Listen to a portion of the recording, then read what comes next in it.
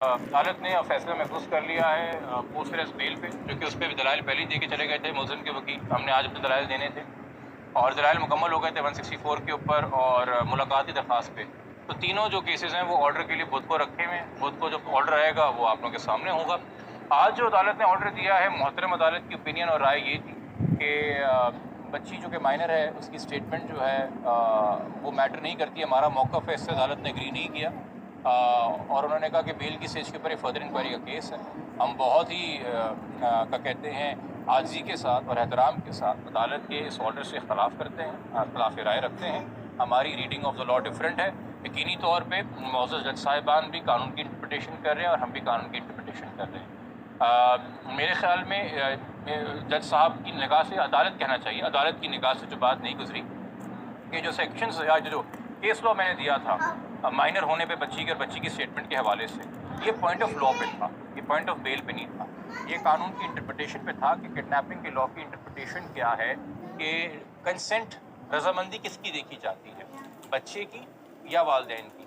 तो इसलिए बच्ची की रजामंदी यानी कि बच्ची की जो स्टेटमेंट है, चूँकि वो कोई कंसर्न नहीं है, तो ये केस लॉ उस हवाले से वाज़ेह है।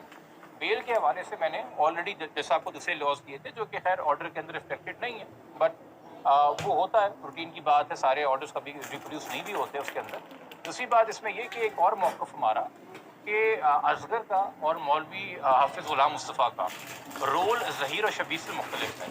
चलान और इन्वेस्टिगेशन के मुताबिक असगर और ग़ुलाम मुस्तफ़ा लाहौर में मौजूद हैं, जहाँ बच्ची को अगवा के बाद लाया गया है। यानी कि एक्चुअल जो अगवा है उसमें ज़हीर और शबीर किरदार है, जिनका CDR है, जिनकी जर्नी है, जिनका कराची आना पाया गया है। फिर ये आगे सहूलतकार बने सेक्शन 4 में चाइल्ड मैरिज एक्ट के, कि इन्होंने निकाह फैसिलिटेट कराया और निकाह पढ़ाया। और उसके बाद जो आगे मजीद ट्रैफिकिंग पंजाब में है, जो शवाल, नजफ, मानसेरा, बालाकोट और जगह जगह बच्ची को लेके फिरते रहे हैं, उसमें जो नाम आए हैं वो एक मोहम्मद वसीम है, एक खुर्रम खरल है, एक नूर मुनीर हैं, एक आसिफ शमसुद्दीन हैं, इनके नाम और दीगर के आए हैं सामने। उसमें भी जो है वो अफजल के और असगर के नाम नहीं थे। और जो रिकवरी हुई थी बावलपुर चिश्तिया में वो ज़हीर से हुई थी, उसमें भी असगर और अफजल नहीं थे। तो यकीनी तौर पे एक होता है रूल ऑफ कंसिस्टेंसी, जो अट्रैक्ट किया जाता है कि जब किरदार बिल्कुल सेम हो। यानी कि अगर 4 लोगों ने मिलकर कत्ल किया है तो चारों लोगों ने गोलियां चलाई थी, तो रूल सेम होगा, चूँकि चारों का एक किरदार है। मगर अगर 4 लोग कत्ल करने आए हैं मगर एक गोली चला रहा है और बाकी 3 जो है वो अनआर्म्ड खड़े हुए हैं, तो उनका किरदार डिफरेंट है, बिकॉज उन्होंने वो फेटल ब्लो नहीं मारा था। यहाँ पे तो वाक़यात और मामलात इस तरह से डिफरेंट हैं कि कराची से वहाँ लेके गए तो किडनैपिंग यहाँ वाक़ हुई थी। तो हमारा इसमें होगा कि जहाँ तक ज़हीर और शबीर की बात है, हाई कोर्ट के ऑर्डर इस पर अप्लाई नहीं होना चाहिए, क्योंकि रूल ऑफ कंसिस्टेंसी मैच नहीं होता। इनके हक़ाइक़ डिफरेंट है, उनके हक़ाइक़ डिफरेंट है। और जो हाई कोर्ट का ऑर्डर है, अब हम उसको आज हमें जब कॉपी मिलेगी, अभी तो हमने सिर्फ ओरल ऑर्डर सुना है और मुझे जो है वो पढ़ के उसमें बताया गया कि केस लॉ के हवाले से ये बात हुई है। सर्टिफाइड कॉपी का हमें इंतज़ार है। हमने वहाँ कोर्ट के अंदर ही जो रीड कर सकते थे कॉपी वो की थी। हम इसको अप्रोप्रिएट फोरम के ऊपर चैलेंज करेंगे। इस हवाले से इस वक्त हमारे अंदर एक मशवरा होगा और हम आपको बता देंगे कि इसमें हम सुप्रीम कोर्ट जा रहे हैं कि नहीं। और हमें अगर लगा कि एक ऑर्डर होता है जिसको हम कहते हैं परवर्स इन लॉ, एक होता है फैक्चुअली मिसरीड करना ऑर्डर को, और एक होता है कि जी कानून का सही इतलाक ना होना। ये आपको याद होगा मुरीद अब्बास केस में भी ये हो चुका है। उस कत्ल केस के अंदर आज़िज़ ज़मान को बेल मिली थी, हाई कोर्ट ने बेल दी थी और फिर सुप्रीम कोर्ट ने सेट असाइड की वो बेल, ये कह के कि ये ऑर्डर परवर्स इन लॉ है, लॉ का सही इतलाक नहीं किया गया। ये ऐसा होता है, ये रूटीन की बातें हैं। बस मौजूद अदालत की राय बहुत काबिल एहतराम है, अदालतों का एहतराम बहुत है हमारे लिए। हम इंटरप्रिटेशन से इख्तलाफ करते हैं तो हम शायद उसके लिए सुप्रीम कोर्ट से रुजू करेंगे।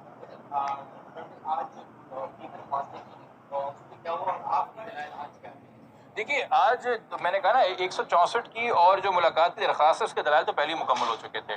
आज बेल के ऊपर, जो कि प्री अरेस्ट बेल के अंदर मेन ग्राउंड होता है कि आपने मेला फाइडे दिखाना है मुद्दई मुकदमा का और पुलिस का, ये दोनों मिलकर मुझे फंसा रहे हैं।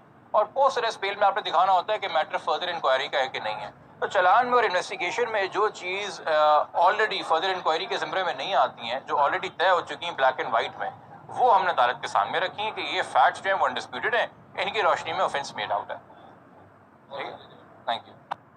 حضرات آپ نے سنی تمام تر تفصیلات. جبران عاشق کی زبانی. جبران عاشق کس قدر مایوس ہیں عدالتی کارروائی سے، اور آج کی جو درخواست پر سنوائی ہوا اور فیصلہ محفوظ کر لیا گیا اس کے حوالے سے بھی آپ نے سنا. کافی لوگ، کافی عوام کافی دل برداشتہ ہے کہ قانون کے ادارے اگر انصاف کے ساتھ نہیں چلیں گے اور مظلوم کے ساتھ ظلم کرتے رہیں گے تو ظالم تو ظلم کرے گا ہی اور اسے اور بھی زیادہ بڑھاوا مل جائے گا.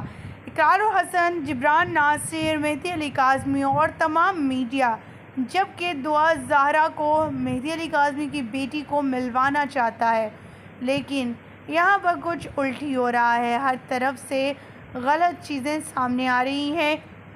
کچھ یوٹیوبر غلط نیریٹو پیش کر لوگوں کو بدگمان کرنے کی کوشش کر رہی ہیں.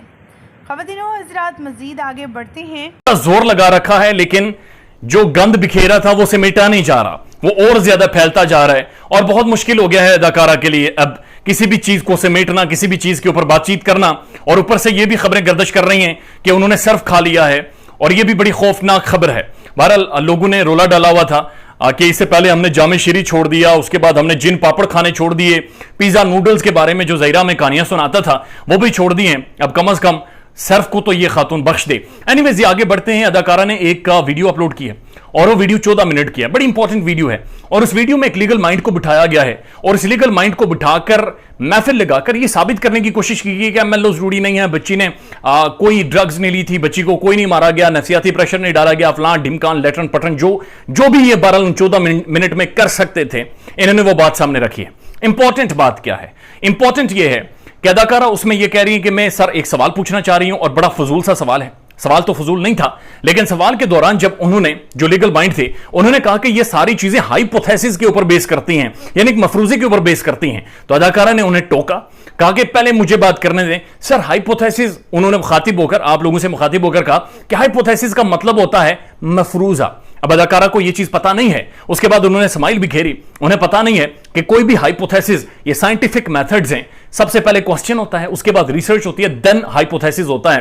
تو یہ جو ہائپوتھیسس ابھی تک بنا اس کیس کو لے کر یہ ایک ریسرچ کے اوپر مبنی ہے اور ہائپوتھیسس سے پہلے جو سائنٹیفک میتھڈ ہوتا ہے، دوسرا جو سٹیپ ہوتا ہے وہ ریسرچ ہوتی ہے اور تیسرا سٹیپ ہوتا ہے ہائپوتھیسس. تو آج جو بھی آپ کے بارے میں ہائپوتھیسس بنا ہے، آپ کی عمر کے اوپر ہائپوتھیسس بنا ہے، اس کے پیچھے ایک ریسرچ ہے.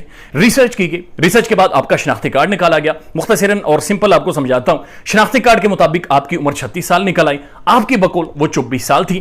کوسچن یہ تھا کہ آپ کی عمر کتنی ہے، یعنی کہ سٹیپ 1 ہوتا ہے کوسچن، دین ہوتی ہے ریسرچ، اس کے بعد ہائپوتھیسس ہوتا ہے، دین آبزرویشن، دین آپ رزلٹ کو انالائز کرتے ہیں اور فائنلی آپ فائنڈنگ پیش کر دیتے ہیں. لہٰذا ہائپوتھیسس پر یہ کیس واقعتاً چل رہا ہے اور ہائپوتھیسس کے پیچھے ایک ریسرچ ہے جو کہ ایک سائنٹیفک بنیادوں کے اوپر ریسرچ کی گئی ہے، جس کا ایک پیٹرن ہے، جس کی وجہ سے اقرار الحسن صاحب نے آپ سب کو گینگ قرار دیا تھا، جس کی وجہ سے پورا پاکستان آج آپ سب کو گینگ کا سرغنہ، گینگ کے سہولتکاروں کے طور پر بلاتا ہے، موروں کے طور پر آپ کو یاد رکھا جاتا ہے اور آپ کے پلیٹ فارم کو ڈیجیٹل سوشل میڈیا آپریٹر جو کہ اس گینگ کو سپورٹ کرتا ہے، کورٹ خود یہ کہہ چکی ہے کہ آپ ملیشیس کیمپین چلاتی ہیں.